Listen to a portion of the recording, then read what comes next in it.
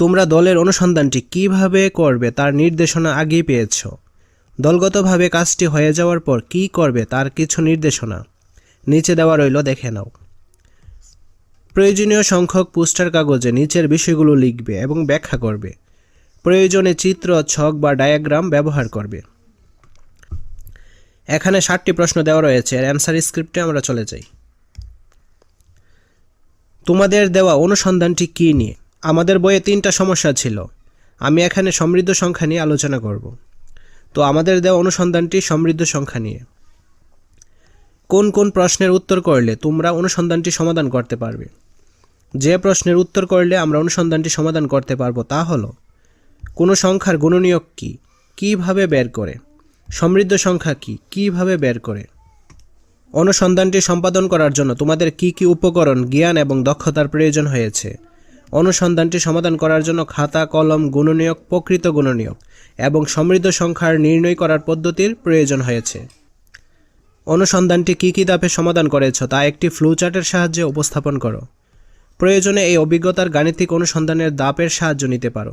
তো এই অ্যান্সারটা এক একজনের এক এক রকম হতে পারে, এই ক্ষেত্রে সবারটাই রাইট হবে। প্রথমতই প্রশ্ন চিহ্নিত করেছি, সমস্যাটি বিশ্লেষণ করে বুঝে নিয়েছি, সম্ভাব্য ফলাফল অনুমান করেছি, তারপর অনুমানগুলো পরীক্ষা করে দেখেছি, ভুল করলে আগের ধাপে ফেরত গিয়েছি, ফলাফল বিশ্লেষণ করেছি। অনুসন্ধানটির ফলাফল কি পেয়েছ? অনুসন্ধানটির ফলাফল সমৃদ্ধ সংখ্যা পেয়েছি। ফলাফল বিশ্লেষণ করে তোমরা নতুন কি কি শিখতে পারলে? ফলাফল বিশ্লেষণ করে আমরা গুণনীয়ক, প্রকৃত গুণনীয়ক, সমৃদ্ধ সংখ্যা শিখতে পেরেছি। কোনো ধাপে কি কোনো ভুল করেছিলে? ভুল শুধরে নেওয়ার জন্য কি আগের কোনো ধাপে আবার ফেরত যেতে হয়েছে? আমাদের কোনো ভুল হয়নি। তো তোমাদের যদি ভুল হয়ে থাকে তাহলে ভুলটা লিখে দিবা। তারপর 2, এবার শিক্ষকের নির্দেশনায় অপর একটি দলের সঙ্গে তোমাদের সমস্যাটি ব্যাখ্যা করো এবং তোমাদের পোস্টার বা প্রতিবেদনটি অদলবদল করে নাও। তোমাদের অনুসন্ধানটি তারা বুঝতে পেরেছে নাকি খেয়াল করো। তাদের প্রশ্ন, পরামর্শ এবং মন্তব্যগুলো লিখে নাও। তাদের প্রশ্ন, পরামর্শ এবং মন্তব্যগুলো নিজেদের প্রতিবেদনে সংযোজন করো এবং পরিমার্জন করো। তো এইগুলোর ক্ষেত্রে টিচাররা তোমাদের তদারকি করবে। 3 নম্বর, অপর যে দলের পোস্টার বা প্রতিবেদনটি পেয়েছ সেটি বুঝতে পেরেছে কিনা দেখো, তাদের প্রশ্ন করো এবং পরামর্শ দাও। এই অনুসন্ধানটিতে শিক্ষক বা বাবা মা তোমাদের তেমন কোনো সাহায্য করবেন না, কেবল লক্ষ্য করবেন। সুতরাং তোমাদের সমস্যার উত্তর নিজেদেরই নির্ণয় করতে হবে। যদি অর্থবহ হয় তবে উপস্থাপনার দিন বাস্তব বস্তুর সাহায্যে প্রদর্শন করো। গাণিতিক অনুসন্ধান করে কি কি পাই? তোমরা দলগতভাবে কিছু গাণিতিক অনুসন্ধানে অংশগ্রহণ করলে এবং অন্যান্য দলের অনুসন্ধানের ফলাফল দেখলে, কিন্তু তোমাদের মনে কি প্রশ্ন জেগেছে যে গাণিতিক অনুসন্ধান করে কি কি পাওয়া যায়? নিচে এই প্রশ্নের কিছু সম্ভাব্য উত্তর দেওয়া আছে।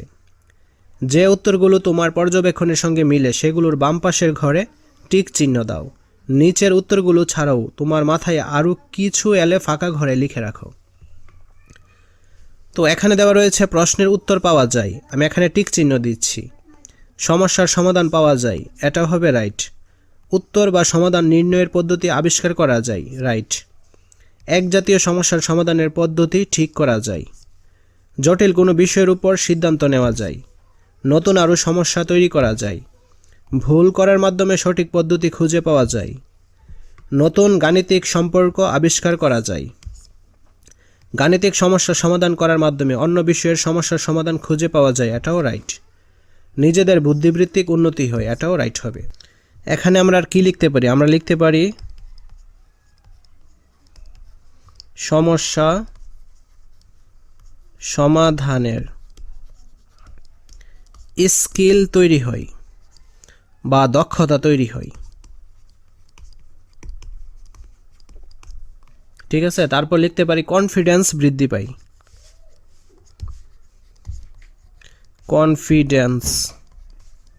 কনফিডেন্স বৃদ্ধি পায়। তারপর লিখতে পারি গণিতের ভয়ভীতি দূর হয়। গণিতের ভয়ভীতি দূর হয়। তোমরা এগুলো লিখতে পারো, ক্লিয়ার? তাছাড়া তোমরা তোমাদের মতো অ্যাড করতে পারো।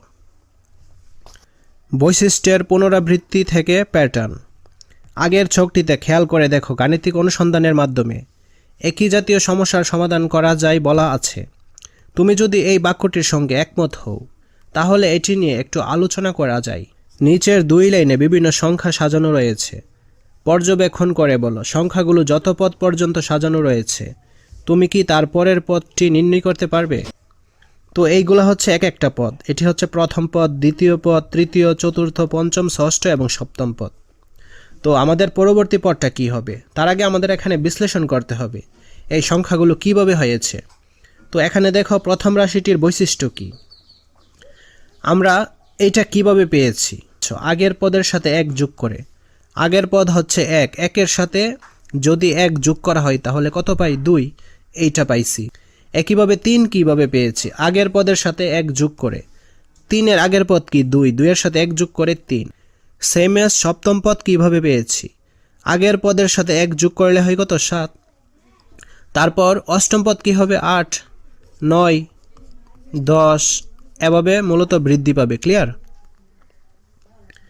খ নম্বরের কাজটা দেখো, পরের পদ অর্থাৎ 2 কিভাবে বের হয়েছে? আগের পদের সাথে 2 গুণ, 1-এর সাথে যদি 2 গুণ করা হয় অ্যান্সার কত? 2। সেম এজ 4 কিভাবে পাওয়া হয়েছে? আগের পদ কত? 2, 2-এর সাথে 2 গুণ করলে কত? 2 দুগুণা 4, 4 পাওয়া গেছে। 16 কিভাবে পাওয়া গেছে? 8-এর সাথে 2 গুণ করলে কত? 16, 32, 16-র সাথে 2 গুণ করলে কত? 32। সেম এজ 32-এর সাথে 2 গুণ করলে পরবর্তী পদটা পাওয়া যাবে। 64-এর সাথে 2 গুণ করলে 128, 128-এর সাথে 2 গুণ করলে 256, 256-এর সাথে 2 গুণ করলে 512। ক্লিয়ার? তাহলে যে কোনো গাণিতিক রাশির বৈশিষ্ট্যটি যদি তুমি ধরে ফেলতে পারো তাহলে ওই রাশি বিষয়ক যে কোনো সমস্যাই সমাধান করতে পারবে। এই বৈশিষ্ট্যটির পুনরাবৃত্তিকে আমরা প্যাটার্ন বলে থাকি। গাণিতিক অনুসন্ধানের অন্যতম একটি কাজ হলো কোনো গাণিতিক সমস্যার বৈশিষ্ট্যের পুনরাবৃত্তি বা প্যাটার্ন আবিষ্কার করা। গাণিতিক অনুসন্ধান থেকে প্যাটার্ন আবিষ্কার আরও একটি মজার উদাহরণ দেখা যাক। আমাদের আগেও অনেক মনীষী ছিলেন যারা অনুসন্ধান করে গণিতের সৌন্দর্য আবিষ্কার করেছিলেন। তাদের জ্ঞানের উপর ভর করে আজ আমরা নিমিষের মধ্যেই কঠিন কঠিন সমস্যার সমাধান করে ফেলতে পারি। তেমনি একজন হলেন যার ছবি পাশে দেখতে পাচ্ছি। তিনি হলেন 1200 শতকের বিখ্যাত ইতালীয় গণিতবিদ ফিবোনাচ্চি। তিনি প্রকৃতির মধ্যে অনুসন্ধান করে সংখ্যার একটি ধারা আবিষ্কার করেছিলেন বলে পরিচিত। ধারাটির প্রথম দেখায় খুবই সাধারণ বলে মনে হবে, কিন্তু মন দিয়ে দেখলে দেখবে তার মধ্যে একটি বিশেষ বৈশিষ্ট্যের পুনরাবৃত্তি বা প্যাটার্ন রয়েছে। সেটি কি তা তোমাকে খুঁজে বের করতে হবে। ধারাটি হলো, তো এটি হচ্ছে ফিবোনাচ্চি সংখ্যা। ফিবোনাচ্চি সংখ্যার বৈশিষ্ট্য হলো প্রথম 2টি সংখ্যার যোগফল পরবর্তী সংখ্যাটা। সেম এজ 1 আর 1-এর যোগফল পরবর্তী সংখ্যা কত? 2, 2 আর 1-এর যোগফল 3, 3 আর 2-এর যোগফল 5, 5 আর 3-এর যোগফল 8। এইভাবে 2টা সংখ্যার যোগ করে পরবর্তী সংখ্যাটা পাওয়া যাচ্ছে। তো 34 আর 55 যোগ করে পরবর্তী সংখ্যাটা কি হবে? এটা হচ্ছে পরবর্তী সংখ্যা। এখানে বলছে তোমার জন্য প্রশ্ন হলো ফিবোনাচ্চি অনুক্রমের 12তম সংখ্যাটি কত? তো এই অনুক্রমের পদগুলো দেখো, 1 2 3 4 5 6 7 8 9 10 11 12। তো এই অনুক্রমের 12তম পদ বা সংখ্যাটি হলো 89। আমরা অলরেডি অ্যান্সারটা বের করে ফেলেছি। এই ফাঁকা ঘরটি তোমার উত্তর নির্ণয়ের জন্য ব্যবহার করতে পারো। তোমার উত্তর সম্পর্কে নিশ্চিত হতে পারলে ধারাটির মূল বৈশিষ্ট্যটি ব্যাখ্যা করে লিখে রাখতে পারো। অনুক্রমটা কি ছিল? এই যে এইগুলো ছিল, ঠিক আছে? এইগুলোই আমি এখানে তুলব। তো এখানে দেখো 0 আর 1 যোগ করলে কত হয়? 1, 1 আর 1-এ যোগ করলে 2, এই 2টা এখানে হয়েছে। 2 আর 1-এ যোগ করলে 3, এই 3টা এখানে হয়েছে। 3 আর 2-এ 5, 5 আর 3-এ 8, 8 5-এ 13, 8 13-এ 21, 13 21-এ 34, 34 21-এ 55, 34 55-এ 89, এই 89টা এখানে হয়েছে। আমরা এই 12তম সংখ্যাটাই নির্ণয় করেছি। লক্ষ্য করি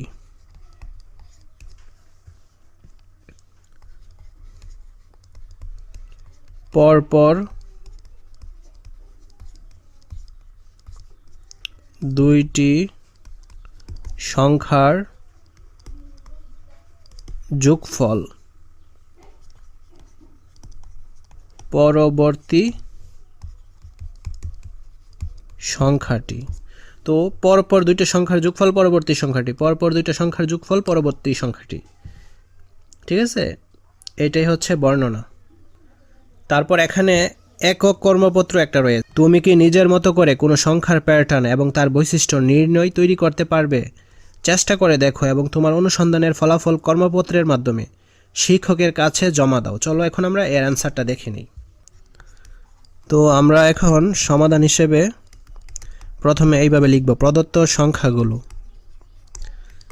আমরা সংখ্যা হিসেবে নিতে পারি 3, 10, 17, তারপর 24, 31, এভাবে চলতেই থাকবে।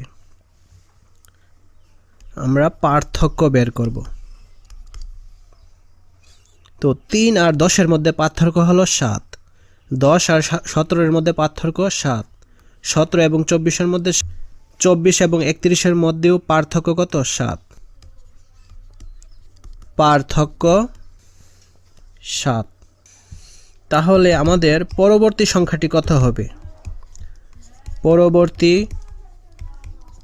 সংখ্যাটি হবে তো 31, 31-এর সাথে আমাদের কি করতে হবে? 7 যোগ করতে হবে। 7 যোগ করলে হয় 38, অর্থাৎ পরবর্তী সংখ্যাটা হয়ে যাবে কত?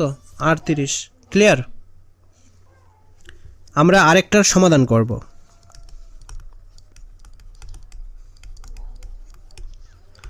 প্রদত্ত সংখ্যা হিসেবে আমি নিব 1, 4, 9, 16 এবং 25। এখানে পার্থক্য কত দেখো? 1 এবং 4-এর মধ্যে পার্থক্য 3, 4 এবং 9-এর মধ্যে 5, 9 এবং 16-এর মধ্যে পার্থক্য 7, 16 এবং 25-এর মধ্যে পার্থক্য 9।